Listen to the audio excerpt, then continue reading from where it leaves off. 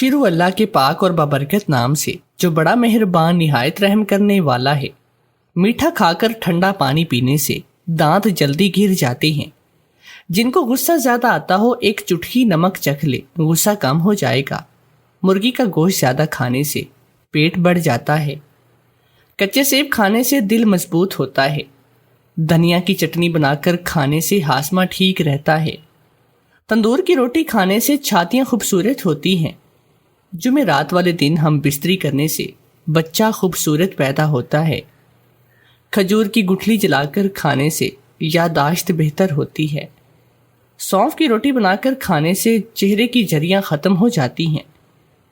پودینے کے پتوں کی خوشبو سونگھنے سے وہم کی بیماری ختم ہوتی ہے۔ زیادہ لسی پینے سے جوڑوں میں درد کا مسئلہ ہوتا ہے۔ پانی گرم کر کے اس میں نمک ڈال کر کپڑے دھونے سے کپڑوں کا رنگ پکا ہو جاتا ہے۔ سینے میں جلن کا مسئلہ ہو تو کھجور پر مکھن لگا کر کھائیں، جلن ختم ہو جائے گی۔ سبز الائچی کا پانی میں ابال کر پینے سے بخار اتر جاتا ہے۔ گڑ کھانے سے حافظہ تیز ہوتا ہے۔ گرم پانی سے نہانے سے بال کمزور ہو جاتی ہیں۔ پانی کم پینے سے ہونٹ کالے پڑ جاتی ہیں۔ کپڑے والے صابن پر لیموں کا رس لگا کر کپڑے دھونے سے صابن زیادہ دیر تک چلتا ہے۔ ادرک کی دھونی لینے سے سانس کی بیماریاں ختم ہو جاتی ہیں۔ اونٹ کا گوشت کھانے سے عمر میں اضافہ ہوتا ہے۔ پیتل کے برتن میں کھانا کھانے سے گھر میں کینسر کی بیماری نہیں آتی۔ روزانہ صبح کے وقت ایک ٹماٹر کھانے سے بال سفید نہیں ہوتے۔ ہم بستری کے بعد ٹھنڈی چیزیں کھانے سے حمل نہیں گرتا۔ لیموں کے چھلکے چبانے سے دماغ تیز ہوتا ہے۔ بادام کی گری نہار منہ کھانے سے کولیسٹرول لیول پر رہتا ہے۔ جن کو کینسر کی بیماری ہو پکا ہوا کیلا کھائیں، اس سے آرام ملے گا۔ مسور کی دال کھانے سے پیٹ کی بیماریاں ختم ہوتی ہیں۔ زیادہ ٹھنڈا پانی پینے سے بڑھاپا جلدی آتا ہے۔ پودینے کا شربت بنا کر پانی پینے سے جوانی دیر تک قائم رہتی ہے۔ جن کا ہاضمہ خراب رہتا ہو، کھانا ہضم نہ ہو، انہیں گنے کا جوس پلائیں۔ دودھ میں اسب گول کا چھلکا ملا کر پینے سے دل کو طاقت ملتی ہے۔ نہارمو لہسن کی ایک ڈلی چبانے سے بال کبھی سفید نہیں ہوتے۔ پانی ابال کر دوا لینے سے دوا جلدی اثر کرتی ہے۔ کمرے میں نیم کے پتوں کو جلا کر دھونی دینے سے مچھر بھاگ جاتے ہیں۔ خرگوش کے گوشت کا سوپ بنا کر پینے سے بڑھاپے میں جوڑوں کے درد کا مسئلہ نہیں ہوتا۔ لیموں کے بیج کھانے سے اپینڈکس کی بیماری ہو جاتی ہے۔ مولی چھلکے سمیت کھانے سے چہرے کی چھائیاں ختم ہو جاتی ہیں۔ سبزی کا سالن بنا کر کھانے سے جسم خوبصورت ہوتا ہے۔ بینگن کا سالن کھانے سے خون کی کمی پوری ہوتی ہے۔ ادرک بھون کر کھانے سے چھاتیاں بڑی ہوتی ہیں۔ انجیر شہد کے ساتھ ملا کر کھانے سے طاقت ملتی ہے۔ کچا ٹماٹر کھانے سے پٹھے مضبوط ہوتے ہیں۔ انار کا جوس پینے سے معدے میں ہضم کرنے کی صلاحیت بڑھتی ہے۔ کچے انار کا جوس پینے سے پیٹ کی چربی کم ہوتی ہے۔ پستہ کھانے سے دل کو طاقت ملتی ہے۔ الائچی چبانے سے بچھو کا زہر اثر نہیں کرتا۔ شہد کی مکھی کے کانٹے پر شہد لگانے سے جلن نہیں ہوتی۔ کھیرے کا سالن بنا کر کھانے سے بڑھاپا جلدی نہیں آتا۔ اجوائن کی دھونی لینے سے جوانی دیر تک قائم رہتی ہے۔ کانچ کے برتن میں پانی پینے سے کینسر ہو جاتا ہے۔ رات کو زیادہ دیر تک جاگنے سے پاگل پن کی بیماری ہو جاتی ہے۔ ناف پر ناریل کا تیل لگانے سے پیشاب کھل کر آتا ہے۔ بدن پر تیل کی مالش کرنے سے چستی آتی ہے۔ زخم والی جگہ پر نیم کے پتے باندھنے سے زخم میں کیڑا نہیں پڑتا۔ ہمیشہ جوانی چاہتے ہو تو یہ سارے کام کرو۔ کھانے کے بعد ادرک کا ٹکڑا چبایا کرو۔ بدن کی جلد ہمیشہ جوان رکھنی ہے تو توری کی سبزی زیادہ سے زیادہ کھایا کرو۔ جوں اور باجرے کی روٹی کھانے سے انسان ہمیشہ جوان نظر آتا ہے۔ بانجپن زیادہ موٹاپے میں بھی ہو جاتا ہے۔ پیشاب کے بعد قطرے وغیرہ آنا معدے کے خراب ہونے کی علامت ہے۔ اگر روٹی کھاتے وقت منہ کے اندر کڑوا ذائقہ محسوس ہو تو بخار کا حملہ ہونے والا ہے۔ چھوٹے بچے ایک کیلا روزانہ کھا لیں تو ان کی ہڈیاں مضبوط رہتی ہیں۔ صبح ناشتے کے بعد 2 انجیر کھایا کرو، اس سے لیکوریا جڑ سے ختم ہو جائے گا۔ جن لوگوں کو معدے کا مسئلہ رہتا ہو ان کے لیے انگور بے حد مفید ہے۔ اگر کھانے کے بعد فوراً پیشاب آتا ہو تو آپ کا معدہ کمزور ہے۔ منہ ہاتھ دھوئے بغیر جو کھانا کھاتے ہیں ان کی یادداشت کمزور ہو جاتی ہے۔ یا گرمیوں کے اندر بند جوتوں کا استعمال نہ کریں، اس سے نظر کمزور ہوتی ہے۔ جن لوگوں کو معدے کا مسئلہ رہتا ہو ان کے لیے انگور بے حد مند فائدہ ہے۔ معدے کی کمزوری کے لیے امرود روزانہ کھائیں، کھیرا روزانہ کھانے کے ساتھ کھائیں، یہ مختلف بیماریوں سے بچاتا ہے۔ تیز چائے پینے سے ہاضمہ ٹھیک رہتا ہے۔ شوگر سے بچنا ہے تو کسوری میتھی کا استعمال روزانہ کیا کرو۔ مسکراتے رہنے سے بال جھڑنا رک جاتے ہیں۔ پیاز کاٹتے وقت لیموں کو چاٹ لو، آنسو نہیں آئیں گے۔ نہار منہ دودھ کے ساتھ کھجور کھا لینے سے یادداشت بہترین ہو جاتی ہے۔ کبوتری کا انڈا کھاؤ، دماغ تیز ہوگا۔ ذہن بچوں بچیوں کو چننے کی اور خشخاش کی پھکی بنا کر کھلانے سے بچے ذہین ہو جاتے ہیں۔ کچے چاول گردوں میں پتھری کرتے ہیں۔ اگر آپ کو تھکاوٹ محسوس ہو تو آپ کو ذہنی تناؤ ہے۔ سنترے کا جوس پینے سے تھکن اتر جاتی ہے۔ عورت حمل کے دوران کھٹی اور کراری چیزیں کھانے سے پرہیز کرے۔ کچے پیاز کا استعمال شام کو کرنے سے بخار ہو جاتا ہے۔ دودھ کے بعد پانی پینے سے کھانسی ہو سکتی ہے۔ شیشے کے برتنوں کو سرکہ اور نمک لگا کر دھو لو، برتن چمک اٹھیں گے۔ جو عورتیں بند گوبھی کا استعمال کرتی ہیں وہ ہمیشہ جوان رہتی ہیں۔ جو آہستہ آہستہ کھانا کھاتے ہیں ان کا وزن کم ہوتا ہے اور بہت سی بیماریوں سے بچ جاتے ہیں۔ اگر دانت ٹیڑھے آ گئے ہوں تو روزانہ مسواک کرنے کا معمول بنا لو، سیدھے ہو جائیں گے۔ جو کھانے کے بعد پانی نہیں پیتے وہ لوگ جلدی بوڑھے نہیں ہوتے۔ ہائی بلڈ پریشر کے مریض نمک کا استعمال کم کرو۔ کہیں سفر کا آغاز کرنا ہو تو کوشش کرو کہ جمعرات کے دن کرو، یہ سنت بھی ہے۔ کھانے کے ساتھ یہ پھل آپ کا جسم کبھی کمزور نہیں ہوگا۔ اگر آپ لمبی عمر چاہتے ہو تو کھانا کم کھاؤ۔ بسم اللہ الرحمن الرحیم۔ السلام علیکم۔ میں اپنی کہانی آپ کو سنانے سے پہلے اپنے بارے میں مختصر سا بتانا چاہتی ہوں۔ میری کہانی سن کر ایک لمحے کے لیے آپ سب ضرور چونک جائیں گے۔ میرا نام راشدہ ہے۔ میری عمر 40 سال ہو چکی تھی اور میں برسوں سے لال حویلی میں کام کر رہی تھی۔ اس حویلی کا نام لال حویلی اس کی سرخ اینٹوں سے بنی عمارت کی وجہ سے پڑا تھا۔ بڑے بڑے اونچے میناروں والی یہ لال حویلی خوبصورتی کا شاہکار تھی۔ اس حویلی کا نام تو لال حویلی تھا، لیکن اس میں بسنے والے مکینوں کا خون سفید ہو چکا تھا۔ یہاں برسوں سے ظلم و ستم کی ایسی داستانیں لکھی جا رہی تھی کہ سننے والوں کے رونگٹے کھڑے ہو جاتے تھے اور دیکھنے والوں کی آنکھیں پھٹ جاتی تھی۔ جبکہ یہاں کے ملازمین بہت ہی ڈر سہم کر زندگی گزار رہی تھی۔ میں اس حویلی میں پیدا ہوئی تھی اور اپنی اماں کے ساتھ یہیں رہتی تھی۔ میرا باپ میری پیدائش سے بھی پہلے فوت ہو چکا تھا، کیونکہ میں نے کبھی بھی اپنے ابا کو نہیں دیکھا تھا۔ لیکن جب کبھی باپ کی محبت کا سمندر دل میں ٹھاٹھے مارتا تو اماں سے ان کے بارے میں پوچھ لیتی، جس پر اماں کو نہ جانے کیا ہو جاتا کہ ٹال مٹول سے کام لینے لگتی اور موضوع ہی بدل دیتی تھی۔ ماں کے علاوہ اس دنیا کے سگے رشتوں میں میری ایک چھوٹی بہن بھی تھی، لیکن چند سال پہلے جب اسے اس کی شوق کی تکمیل کے لیے اعلیٰ تعلیم حاصل کرنے کے لیے جب ہم نے شہر بھیجا تو پھر وہ زندہ نہیں بلکہ مردہ ہی لوٹ کر آئی تھی۔ اس کی موت کے بعد سے اماں بستر پر لگ گئی اور پھر کبھی بھی اپنے پیروں پر کھڑی بھی نہ ہو سکی تھی۔ اس کی ناگہانی موت کا ہم سب کو ہی صدمہ لگا تھا، لیکن اماں نے سب سے زیادہ اثر لیا۔ اماں کے بستر پر آ جانے سے میرے کندھوں پر بھاری پن کا بوجھ آ چکا تھا۔ اب مجھے بیمار ماں کو سنبھالنے کے ساتھ ساتھ پوری حویلی کا کام بھی کرنا پڑتا، جبکہ میری شادی کے عمر میں اب ڈھلتی جا رہی تھی۔ لیکن کیا کرتی، رو دھو کر صبر کر لیا۔ اس حویلی کے مالک اور مالکن اپنے اکلوتے بیٹے کی شادی کر کے کب کے فوت ہو چکے تھے، لیکن ان کے اکلوتے بیٹے کی اولاد نہیں ہو سکی۔ اس لیے چھوٹے مالک نے اب تک یکے بعد دیگرے 4 شادیاں کر لی، مگر پھر بھی اب تک حویلی کا وارث پیدا نہیں ہوا۔ حویلی کی چاروں بیگمات عیش و عشرت کے ساتھ مزے کی زندگی گزار رہی تھی۔ ان میں سے بڑی بیگم کو خاندانی بیگم ہونے کا خطاب حاصل ہو چکا تھا، جبکہ باقی تینوں کی ذات پات اور نسل سے کوئی بھی واقف نہیں تھا۔ چاروں ہی بیگمات کی آپس میں کچھ خاص نہیں بنتی تھی اور ایک دوسرے پر سبقت لے جانے کی خاطر چھوٹے مالک کو خوش رکھنے کے لیے وہ ایڑی چوٹی کا زور لگا دیتی تھی۔ مگر اب وقت کے ساتھ جب چاروں ہی سے اولاد نہ ہو سکی تو پھر چھوٹے مالک کا دل بھی بیویوں سے اٹھ چکا تھا۔ چھوٹے مالک کی میرے ساتھ توازل سے کوئی خاندانی دشمنی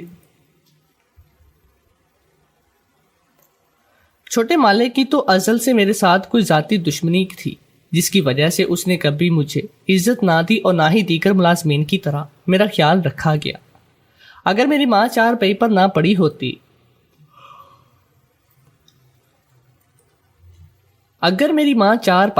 پڑی ہوتی اور حویلی کی مخلص ملازمہ ہونے کا خطاب مجھے حاصل نہ ہوتا تو چھوٹے مالک نے کب کا مجھے اس حویلی سے نکال کر باہر کرنا تھا۔ ایک دن کھانا کھانے کے دوران مالک نے اپنی بیویوں سے کہا کہ ہر طرف سے مایوسی کا سامنا کرنے کے بعد وہ ایک بہت ہی بڑے بزرگ کے پاس جانے ملا ہے، جس کا دعویٰ ہے کہ اس کے پاس ایسا علاج ہے کہ جلد ہی ہمیں حویلی کا وارث مل جائے گا۔ چاروں بیگمات وہ علاج جاننے کے لیے بےتاب ہو گئے، لیکن چھوٹے مالک نے کہا کہ وہ جلد ہی بزرگ کو حویلی بلائے گا۔ مجھے ایسے بابے اور فقیروں پر ہمیشہ سے اعتبار نہیں تھا، اس لیے میں چپ رہی اور وقت کا انتظار کرتی رہی۔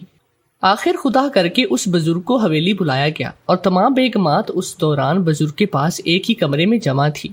کچھ دیر کے بعد مجھے حکم ہوا کہ بزرگ کے لیے چائے پانی کا انتظام کیا جائے، اور جب میں کھانے کے سامان کے ساتھ لدی ہوئی کمرے میں گئی تو سامنے بیٹھے بزرگ کو دیکھ کر ایک لمحے کے لیے ٹھٹک گئی۔ میرے ذہن کے پردے پر ماضی کے کئی مناظر تازہ ہو گئے۔ مجھے گزرا ہوا زمانہ یاد آ گیا جب میری عمر 16 سال ہوتی تو اماں اکثر ہی مجھے بڑے مالک اور مالکن کی نظروں سے چھپا کر لال حویلی کے پیچھے بنے ہوئے جنگل میں ایک شخص کے پاس لے جاتی۔ اماں کی باتوں سے تو مجھے لگتا تھا وہ میرے لیے بہت فکر مند ہے اور وہ مجھے جلد سے جلد یہاں سے کہیں دور بھیجنا چاہتی تھی، اسی لیے وہ اس شخص کی منت سماجت کرتی رہتی کہ وہ مجھے یہاں سے دور کہیں لے جائے۔ لیکن وہ شخص ہر مرتبہ اماں کو تسلیاں دیتے ہوئے کہتا کہ صحیح وقت کا انتظار کرو۔ مجھے بزرگ کی شکل دیکھ کر یاد آنے لگا تھا کہ جیسے وہ شخص یہی بزرگ تھا جو آج میرے سامنے روپ بدلے ہوئے بیٹھا تھا۔ میں اسی کشمکش میں مبتلا کھانا میز پر لگا کر ایک طرف کھڑی ہو گئی۔ بزرگ نے خوب سیر ہو کر کھانا کھایا۔ کھانے کے دوران وہ کون اکھیوں سے دیکھ رہا تھا کہ لال حویلی کے مالک اور اس کی چاروں بیگمات علاج جانے کے لیے بےتاب ہیں۔ کھانے کے بعد چھوٹے مالک نے پہلے سوال ہی یہی پوچھا کہ جس پر بزرگ کا جواب سن کر میرے ہاتھ کانپ گئے اور خالی برتن زمین پر گر گئے۔ بزرگ نے یکدم میری طرف انگلی سے اشارہ کرتے ہوئے چھوٹے مالک سے کہا کہ یہ تیری اولاد جنے گی، اس سے شادی کر لے۔ بزرگ کی بات سن کر وہاں بیٹھے باقی وجود بھی تھر تھرا کر رہ گئے۔ کسی کو بھی بزرگ کی بات سمجھ میں نہ آئی، لیکن بزرگ نے ایک مرتبہ بھی اپنی بات پر زور دیتے ہوئے پھر کہا کہ وہ سچ کہہ رہا ہے۔ اس کی بات پر عمل کرتے ہوئے جلد سے جلد مالک کو 5ویں شادی مجھ سے کر لینی چاہیے۔ لیکن مسئلہ یہ تھا کہ میں چھوٹے مالک سے کیسے شادی کر سکتی تھی؟ میں تو اس سے 10 سال بڑی تھی اور ایک ہی وقت میں چھوٹے مالک کی 4 بیویاں پہلے موجود تھی۔ مگر چھوٹے مالک نے لمحوں میں بڑا فیصلہ کر لیا جسے سن کر ہم سب کے ہوش اڑ گئے۔ مالک نے کھڑے کھڑے کہہ دیا کہ وہ اپنی خاندانی بیوی کو طلاق دے گا اور جلد ہی مجھ سے شادی کرے گا۔ وارث کے حصول کے لیے یہ شخص کچھ بھی کر سکتا تھا، لیکن اگر مجھ سے بھی اولاد نہ ہو سکی تو پھر میرا کیا انجام ہوگا؟ یہ سوچ کر میں نے جھرجھری سی لی اور وہیں کھڑے کھڑے میں نے سب کو کہہ دیا کہ میں یہ شادی نہیں کروں گی اور نہ ہی کوئی مجھے مجبور کر سکتا ہے۔ میں یہ لفظ کہہ کر سب کے کانوں میں سور پھونکتے ہوئے باہر نکل آئی تھی، لیکن چھوٹے مالک نے پھر بھی میری منتیں ترلے کرنا نہیں چھوڑی۔ وہ دن رات اپنی بیگمات کو بھیجتا اور اس نے اپنی پہلی بیوی کو بھی طلاق دے دی۔ میرے لیے بہت ہی حیران کن صورتحال تھی۔ ایک بزرگ کے کہے گئے چند جملوں نے کچھ ہی دن میں میری قدر و قیمت میں اضافہ کر دیا تھا۔ چھوٹا مالک کبھی کبھی خود بھی میرے پاس آتا اور مجھے بھاری رقم اور جائیداد کی لالچ دیتا۔ یوں دولت کے لالچ نے مجھے سوچنے پر مجبور کر دیا کیوں نہ میں اپنی بوڑھی ماں کے بہترین علاج کی خاطر چھوٹے مالک سے شادی کر لوں اور باقی کی ساری زندگی عیش و آرام کے ساتھ اس لال حویلی میں گزاروں۔ اور اگر میں نے اس لال حویلی کو وارث دیا تو میری اہمیت ان باقی بیگمات سے کہیں زیادہ بڑھ جائے گی۔ اس سوچ نے مجھے یہ فیصلہ کرنے پر مجبور کر ہی دیا اور ایک دن میں نے چھوٹے مالک کو اپنی رضامندی کا پیغام بھیج دیا۔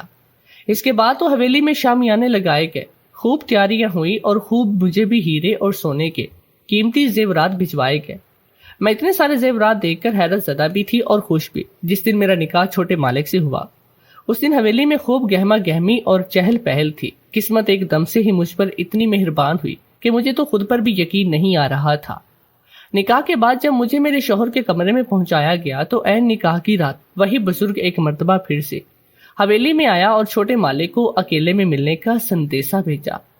میں جو چھوٹے مالک کے انتظار میں بیٹھی تھی، بزرگ کا بلاوا سن کر کچھ ہی سوچ میں پڑ گئے۔ لیکن کچھ ہی دیر چھوٹے مالک واپس آ چکے تھے اور کمرے میں آتے ہی وہ دوڑ کر میرے قدموں میں گر گیا اور معافی مانگنے لگا۔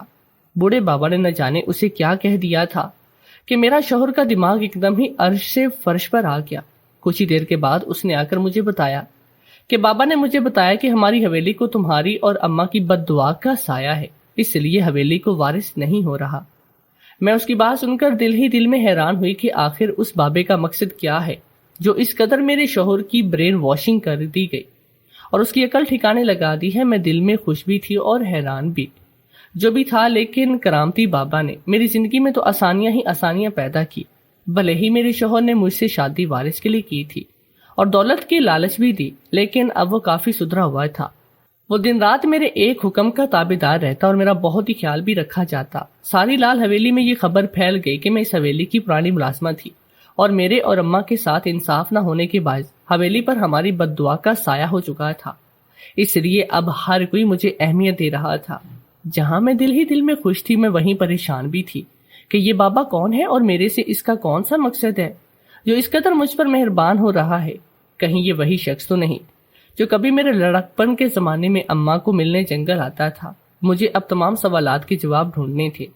اگلے دن مجھے صبح صبح اپنے کمرے سے جب میں باہر نکلی تو مجھ سے پہلے بزرگ کے سامنے پیش ہونے اور سلام کرنے کا حکم ملا، جس کی میں نے بے دلی سے تقلید کی۔ میں بزرگ کے ساتھ کمرے میں اکیلی موجود تھی اور اس نے مجھ سے کہا کہ بہت جلد تم ایک صحت مند بچہ جنم دو گی جو کہ اس حویلی کا وارث ہوگا۔ تو پھر بزرگ مجھے کہنے لگا، میں اپنی بات میں سچا ہوں، لیکن اب تم نے بھی میری شرط مانی ہے۔ اگر میری بات سچی ہوئی تو پھر پیدائش کے بعد بچے کو لے کر میرے پاس اکیلے آؤ گی۔ بزرگ کی یہ شرط سننے میں بہت ہی عجیب تھی، لیکن میں اسے جاننا چاہتی تھی، اس لیے اس کی عجیب و غریب شرط قبول کی۔ اسی طرح میں نے فیصلہ کیا کہ جلد پتہ لگواؤں گی کہ یہ بزرگ کہاں ہوتا ہے اور اس کے کیا مشاغل ہیں، لیکن اس کی نوبت ہی نہ آئی اور اس سے پہلے ہی ایک دن مجھے بزرگ کے ٹھکانے کا پتہ معلوم ہو گیا۔ ایک رات جب میں اپنے شوہر کے ساتھ سو رہی تھی تو اچانک میری آنکھ کھل کے اور مجھے اپنی ماں کی یاد ستائی۔ میں جلدی سے اٹھ کر دبے پاؤں کمرے سے باہر آ گئی اور سیدھا اپنی ماں کے کمرے کی جانب بھاگی۔ میں نے اماں کے کمرے کا دروازہ کھولنے کی کوشش کی، لیکن یہ دیکھ کر مجھے شدید حیرت کا جھٹکا لگا کہ دروازہ اندر سے بند تھا۔ میں نے جلدی سے ادھ کھلی ہوئی کھڑکی سے جھانکا، جہاں یہ دیکھ کر میری آنکھیں حیرت کی زیادتی سے ابل کر باہر آنے کو تھی۔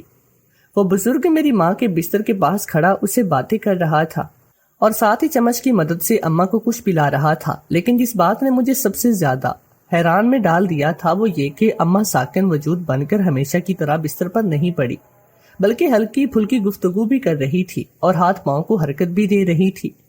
یعنی کہ میرا شک صحیح نکلا، یہ وہی شخص تھا جو اب بوڑھا ہو کر حویلی میں اپنے قدم جمانا چاہتا ہے، جبکہ اس کا تعلق میری ماں سے بچپن سے ہی تھا۔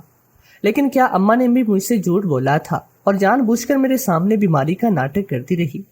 ان سب سوالوں کے جواب مجھے کون دے سکتا تھا؟ مجھے کچھ سمجھ میں نہیں آ رہی تھی۔ اس دن کے بعد میں نے اس بزرگ کو راتوں میں چھپ چھپ کر کئی بار اماں سے ملتے ہوئے دیکھا تھا، لیکن نہ جانے کون سا ڈر تھا جس نے میری زبان پر تالے ڈالے ہوئے تھے۔ اسی کشم و کش میں شادی کے 2 مہینے گزر گئے اور میں حاملہ ہو گئی تھی۔ لال حویلی میں ایک مرتبہ پھر سے خوشی کے شادیانے بجائے گئے اور میرے سر کا صدقہ اتار کر غریبوں کو جھولیاں بھر بھر کر دیا گیا۔ میرے لیے یہ بات کسی سسپینس فلم سے کم نہ تھی کہ جو وارث 4 جوان بیگمات نہ دے سکے وہ میں اس عمر میں دینے جا رہی ہوں۔ مجھے اب یقین ہو چلا تھا کہ اس کے بزرگ کا ضرور اس حویلی سے کوئی تعلق ہے اور وہ کسی بڑی سچائی پر پردہ ڈالتے ہوئے میری ماں بننے کی خبر جب بزرگ تک پہنچائے گی تو وہ فوراً حویلی چلا آیا۔ اس کے چہرے پر ایک پراسرار سی مگر پرسکون مسکراہٹ تھی جو کسی بڑی کامیابی کے بعد انسان کے چہرے پر آ جاتی ہے۔ بزرگ نے میرے شوہر کے سامنے کہا کہ جس دن میں بچہ پیدا کروں تو اس بچے کے ساتھ میں اکیلی بزرگ سے ملنے آؤں۔ میرا شوہر تو پہلے ہی بزرگ کے کرامتی واقعات دیکھ دیکھ کر متاثر ہو چکا تھا، اس لیے فوراً سے پیشتر وہ مان گیا، لیکن مجھے اب بے چینی سے اپنی اولاد کے آنے کا انتظار تھا تاکہ میں جان سکوں کہ اس بزرگ کا اصل مقصد کیا تھا۔ آخر خدا خدا کر کے خیر و عافیت کے ساتھ میں نے ایک صحت مند بیٹے کو جنم دیا جو اس حویلی کا وارث اور ساری جائیداد کا اکلوتا مالک تھا۔ میں اپنے بچے کو پا کر خوش تھی۔ اسی دوران میرے شوہر نے حکم دیا کہ مجھے اس بزرگ سے ملنے اکیلے جانا ہے۔ مجھے یکدم ہی بزرگ کی شرط کا بھی خیال آیا جو کچھ مہینے پہلے اس نے رکھی تھی، لیکن میں نے کہا کہ میں نہیں جانتی وہ بزرگ کہاں رہتی ہیں، جس پر میرے شوہر نے عجیب سا جواب دیا کہ بابا نے کہا تھا وہ تمہارے ذہن میں یہ خیال ڈال دے گا وہ کہاں رہتے ہیں اور تم وہاں چلی جاؤ گی۔ اپنے شوہر کا جواب سن کر میں دل ہی دل میں خوب ہنسی، کیونکہ وہ بالکل انسانوں کی پہچان بھول چکا تھا، اور مجھے بھی یاد آ گیا تھا کہ وہ بزرگ آج بھی جنگل کے اسی حصے میں ڈیرا جمائے ہوئے تھا جہاں بہت پہلے میں اماں کے ساتھ جاتی رہی ہوں۔ میں نے فوراً اپنا بچہ اٹھایا اور اکیلی ہی حویلی سے نکل کھڑی ہوئی۔ آخر تھوڑی دیر کے بعد میں اپنی مطلوبہ جگہ پر پہنچ چکی تھی۔ اس پرانی بوسیدہ جھونپڑی کو میں اچھے سے جانتی تھی، لیکن یہ دیکھ کر حیرت کا شدید جھٹکا لگا کہ میری ماں صحیح سلامت اس جھونپڑی میں بیٹھی ہوئی تھی۔ میں تو اسے بستر پر بیمار چھوڑ کر آئی تھی اور یہاں کب کیسے پہنچی تھی یہ؟ میری زبان دنگ ہو کر تالوں سے چپک گئی۔ میں نے کچھ دیر کے بعد ماں سے شکوہ کیا کہ میں اس کی بیماری کا یہ ڈرامہ کب سے جانتی ہوں۔ اس نے اپنی ہی اولاد کی آنکھوں میں دھول جھونکنے کی کوشش کیوں کی، لیکن ماں نے مجھے کہا وہ جانتی ہے کہ میں اس حقیقت سے پہلے سے واقف ہوں اور آج ساری سچائیوں سے پردہ اٹھانے کے لیے ہی تو اس نے مجھے یہاں پر بلوایا ہے۔ آج میرے سارے سوالوں کے جواب مجھے مل جائیں گے، لیکن سب سے پہلے جو سچ میری ماں نے مجھے بتایا اسے سن کر میرے لیے اپنے پیروں پر کھڑا ہونا بھی مشکل ہو گیا تھا۔ میری ماں کی زبانی مجھے پتا چلا یہ بزرگ کوئی اور نہیں بلکہ میرا باپ ہے اور بڑے مالک کا سوتیلا بھائی ہے، لیکن مالک نے جائیداد کی خاطر میرے باپ کو مار دیا تھا اور خود ساری دولت باشمول لال حویلی پر قبضہ کر لیا۔ مالک نے میرے باپ کو کہیں دور دراز مار کے پھینکنے کا حکم دیا، لیکن ایک وفادار ملازم کی بدولت میرا باپ بچ گیا تھا، مگر اس کے بعد کبھی بھی حویلی میں اپنا مقام حاصل نہیں کر سکا، کیونکہ بڑے مالک بہت ہی بڑے ظالم انسان تھے اور میرے باپ کو اپنے ساتھ زیادہ اپنی بیٹیوں کی فکر تھی، لیکن مالک نے اماں کے ساتھ اپنی 2 کمسن بھتیجیوں کو بھی ساری زندگی ملازماؤں کی حیثیت سے حویلی میں رکھا۔ 3 وقت کی روٹی سے زیادہ اس نے کبھی ہمیں کچھ بھی نہیں دیا اور اپنے بیٹے کو بھی یہی سکھایا۔ میری چھوٹی بہن جب سے شہر پڑھنے گئی تو مالک کو اس سے خدشات کی بو آنے لگی، جس بنا پر بڑے مالک جو کہ ہمارے چچا بھی تھے میری چھوٹی بہن کا بھی خاتمہ کر دیا۔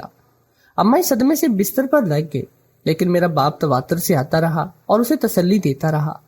مجھے آج تک اتنی ساری سچائیوں کا علم نہیں ہوا، یہ میرے لیے شدید حیرانی کی بات تھی۔ میں نے اپنے باپ سے پوچھا کہ اس نے ایسا کیا جادو کیا تھا جو میرے شوہر کی پہلی 4 بیویوں سے بے اولاد ہی رہے اور میں جب جلدی حاملہ ہو گئی۔ میرے باپ نے مجھے بتایا کہ وہ ہر شادی کے بعد پہلی رات دلہن کو ملازم کے ذریعے ایک خاص شربت بھیجتا رہا جس میں ایسی دوا ملا دی جاتی کہ عورت کبھی ماں نہیں بن سکے۔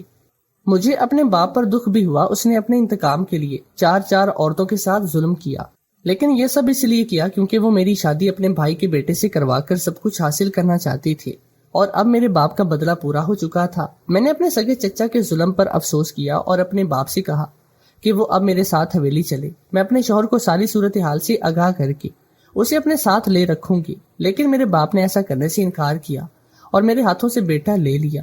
میں اب تک نہ سمجھی تھی کہ میرا باپ کیا کرنا چاہتا ہے، لیکن اس کے ارادے جان کر میری روح کانپ گئی۔ میرے باپ کے سر پر انتقام لینے کا بھوت سوار تھا اور اب وہ یہ بدلہ میری اولاد سے لینا چاہتا تھا۔ میرے باپ کے بقول وہ اس بچے کو مارے گا، اور جب میرے شوہر تک یہ خبر جائے گی وہ خوب تڑپے گا، لیکن یہ بچہ میری بھی اولاد تھی اور میں کسی کے انتقام کے لیے اپنی اولاد کو قربان نہیں کر سکتی تھی۔ جو آپ کے مجرم تھے وہ گزر چکے ہیں، ویسے بھی اب تک میرے باپ نے 4 بے گناہ عورتوں سے بدلہ لے لیا تھا، اب میری اولاد کے ساتھ ایسا نہ کرنا۔ میں بدلے کی اس آگ کو مزید ہوا نہیں دینا چاہتی تھی، لیکن میرے باپ نے ایک نہ سنی۔ میں نے ماں کے پیر پکڑ لیے کہ مجھے میرا بچہ واپس کر دیجیے۔ میری ماں کے دل میں رحم آ گیا، اس نے میرا بچہ چھین کر میرے حوالے کر دیا۔ میں اس کے بعد چپ چاپ وہاں سے واپس آ گئی اور حویلی آ کر کسی کو بھی نہیں بتایا کہ مجھ پر کیا قیامت گزری ہے اور میں کون سی حقیقت سے واقف ہو چکی ہوں۔ میرے شوہر کے پوچھنے پر میں نے اسے بھوت بول کر تسلی دی، لیکن جس بات نے مجھے سب سے زیادہ حیران کیا وہ میرے شوہر کا رویہ تھا، جس میں اب بزرگ کے لیے کوئی عقیدت نظر نہیں آتی، اور نہ ہی اس نے کبھی ذکر کیا کہ بزرگ کے ساتھ اس دن میری کیا بات ہوئی۔ مجھے یوں محسوس ہوتا جیسے میرا شوہر ساری سچائی سے واقف ہے اور مجھ سے چھپائے ہوئے ہے۔ ایک دن میں رات کو کمرے میں اپنے بچے کے ساتھ سو رہی تھی کہ آدھی رات کو مجھے شور کی آواز سنائی تھی۔ جب میں اٹھ کر دیکھا تو میرا بچہ غائب تھا۔ میں فوراً باہر کی طرف دوڑ لگائی جہاں لال حویلی کے بڑے صحن سے میرا بچہ آج ایک بار پھر میرے باپ کے ہاتھوں میں تھا، اور وہ اسے صحن میں بنے ہوئے بڑے حوض میں پھینکنے کا ارادہ رکھتا تھا۔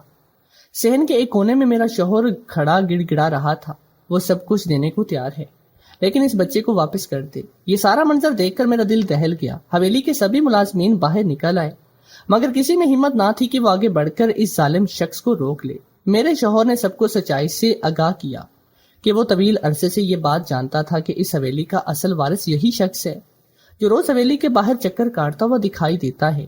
اس لیے میں نے اس شخص کو ایک بزرگ کی حیثیت سے قبول کیا اور اس کی بات کو اہمیت دی۔ اس کی بیٹی کو پورے دل سے اپنایا۔ میں اپنے ماں باپ کی غلطی کا کفارہ ادا کرنے کی پوری کوشش کی، مگر اس شخص کا انتقام ختم نہ ہوا اور آج وہ میری ہی اولاد سے بدلہ لے رہا ہے۔ اس معصوم بچے کو مار کر ایسی کون سی تسکین مل جانی ہے؟ میرے شوہر کی بلند آواز حویلی کے در و دیوار میں گونج رہی تھی، لیکن میرے باپ کے کانوں تک نہیں پہنچ رہی تھی۔